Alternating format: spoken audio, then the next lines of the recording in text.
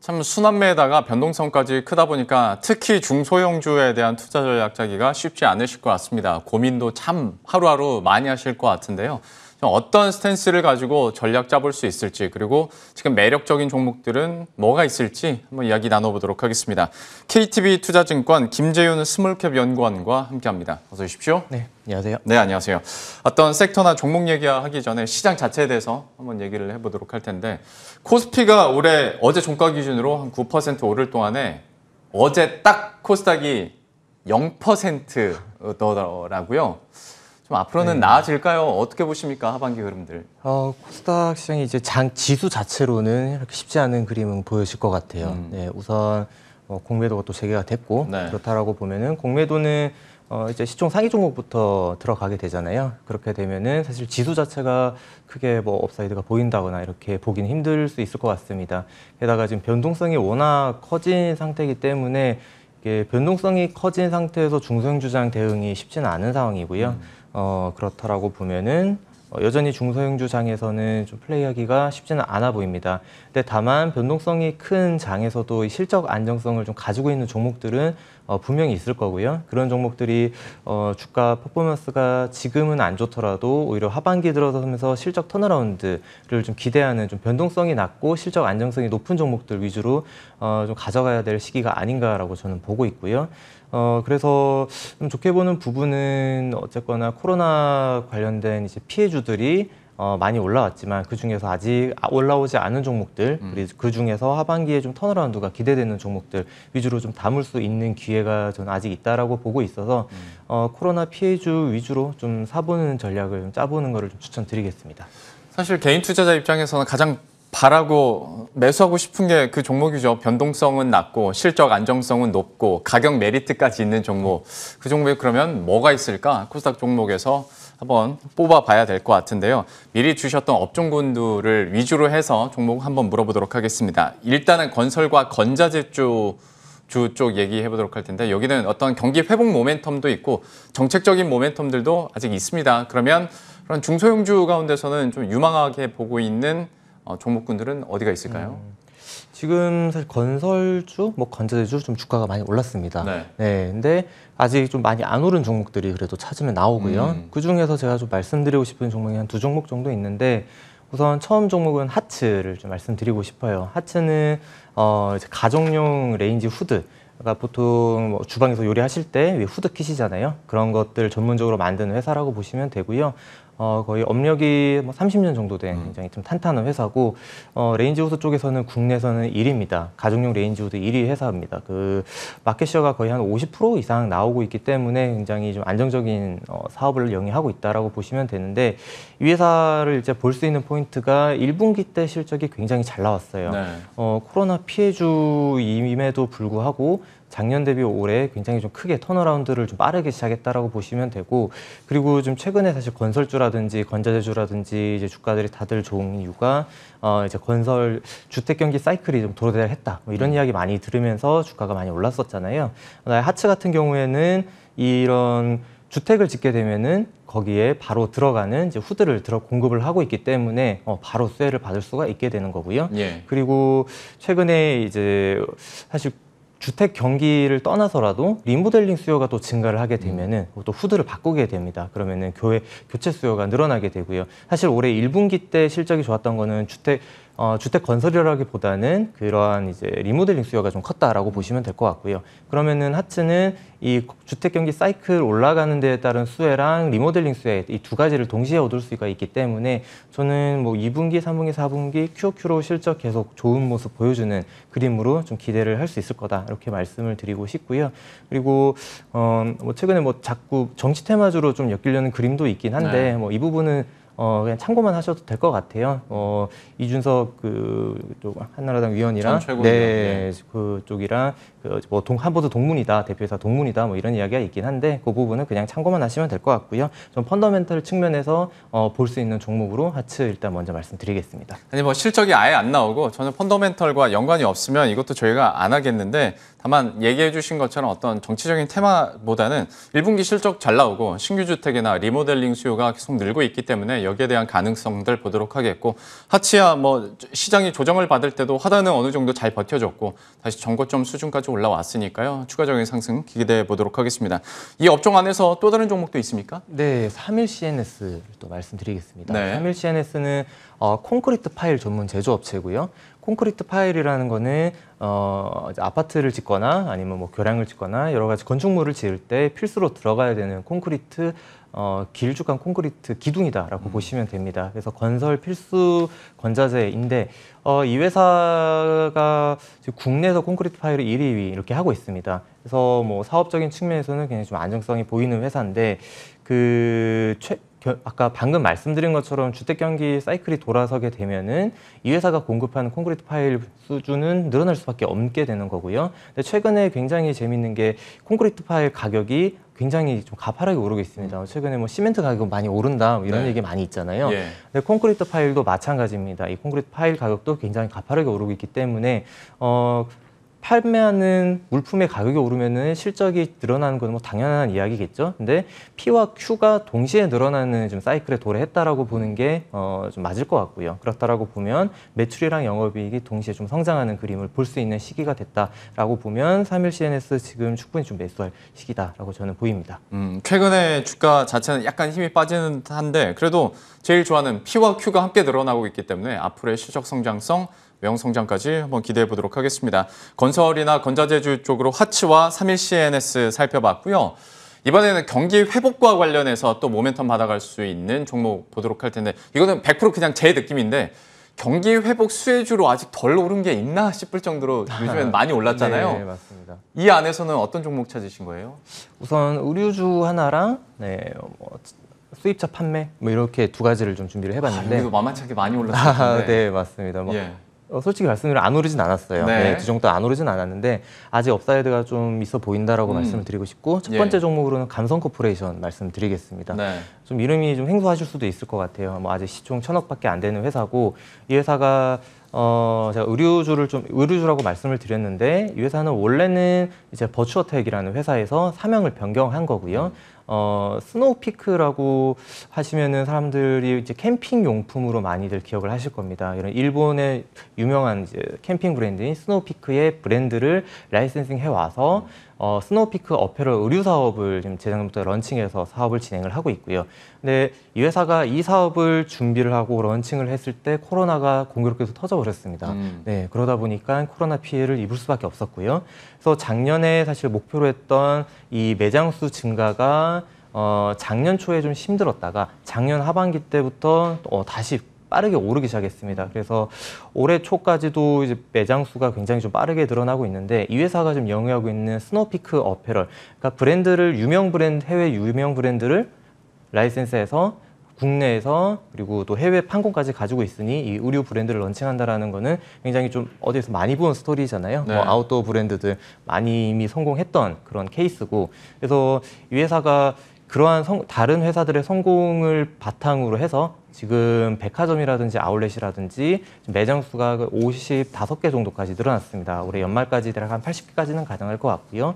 그러면 80개까지 가능하다라고 하면은 이 회사는 거의 매출액 대략 한 600억까지는 무난히 나올 수 있을 것 같아요. 그러면 보통 평균적인 이 의류 브랜드 업체들의 마진이 한 20% 정도까지 무난히 나올 수 있기 때문에 뭐 마케팅비를 빼더라도 실질적인 측면에서는 내년부터는 좀 세게 턴어라운드를 할 수 있는 그림이 된다라고 저는 보입니다. 예. 그러면은 지금 이 회사가 시총이 1,000억인데 앞으로 내년에 매장 수가 100개 이상이 되고, 그러면은 이제 매출이 1,000억 이상이 되고, 그러면은 앞서 말씀드린 마진 정도 나오게 되면은 사실 지금 굉장히 좀 밸류에이션적으로 싼 부분이기 때문에 그런 부분에서 주가는 좀 오르고 있다라고 보셔도 될 것 같고요.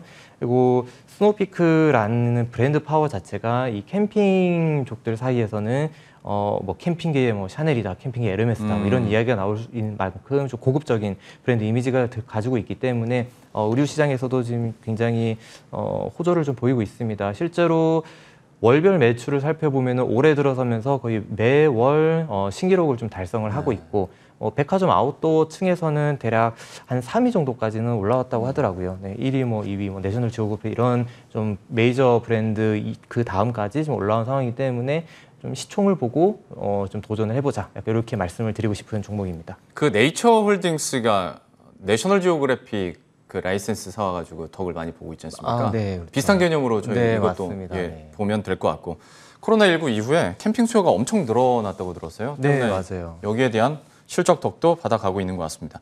감성코퍼레이션 살펴봤고요. 두 번째 또 관련주는 어디가 있을까요? 두 번째는 이제 도이치모터스 말씀드리겠습니다. 네. 도이치모터스 하면은 이제 BMW 수입해서 판매하는 이런 딜러사라고 많이 기억들 하실 겁니다. 네.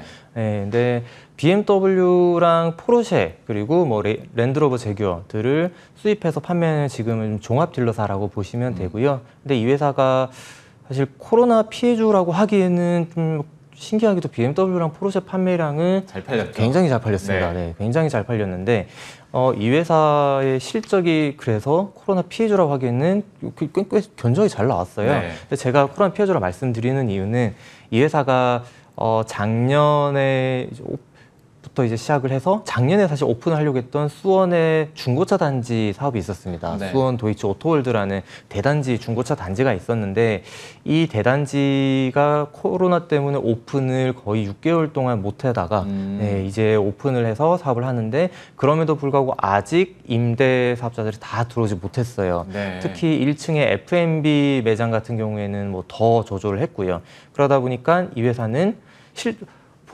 드러난 부분에서는 코로나 피해주가 아닌 것 같지만 네. 실제로는 코로나 피해 때문에 더 잘 나와야 될 실적이 좀 덜 나온 거라고 보시면 될 것 같아요. 그래서 BMW 판매량은 여전히 견조하고 실제로 4월까지 누적 판매량을 보니까 거의 한 70% 늘었더라고요. 예. 네, YOY로 거의 70% 판매량이 늘었고 포르쉐 같은 경우에는 2배 이상이 늘었습니다. 거의 120% 판매량이 늘었고 그래서 여기에 따른 신차 판매 매출은 꾸준히 증가를 하고 이익도 꾸준히 증가를 하는 중에 이제 코로나 피해였었던 그러한 수원 도이치 오토월드 쪽에서 실적이 이제 붙을 시기가 됐다라고 보면은 코로나 피해주로서의 좀 턴어라운드랑 실적 안정성을 동시에 겸비한 종목이다라고 말씀을 드릴 수 있을 것 같고요. 그리고 작년부터 배당도 시작을 했습니다. 그래서 지금 기준으로 아마 배당 수익률 한 3.5% 정도 또 될 거고요. 그러면은 이 회사는 무난히 이제 실적 상장성으로 볼 수 있는 종목이다 말씀을 드리고 싶습니다. 제가 아까 하츠 말씀드릴 때도 약간 정치 테마주 말씀을 드렸는데 네. 도이치부터스도 윤석열 전 총장 관련된 뭐 정치 테마주도 이야기 나오고 있는데 그런 것보다는 또 실적이랑 그리고 지금 다시 회복될 부분, 중고차 단지 회복될 부분 이렇게 실적 측면에서 보면은 밸류에이션이 거의 PR 지금 한 8배 정도 수준입니다. 근데 여기에 수원 도이치 오토월드 중고차 단지가 실적에 붙게 되면은 요 밸류에이션이 거의 한 6배, 7배 정도까지 떨어지기 때문에 굉장히 좀 싸게 살 수 있는 시점이다 이렇게 말씀을 드리고 싶네요. 제가 그 수입차 판매량 보면서 들었던 그때 생각이 야 힘들다 해도 돈 많은 사람 많다라고 생각했었는데 실제로 BMW 포르쉐 엄청 팔렸다고 하더라고요. 도이치모터스에 대한 기대감들 가질 수 있을 거고 한 가지만 그냥 궁금해서 여쭤보고 싶은 게 중고차 관련해서 네.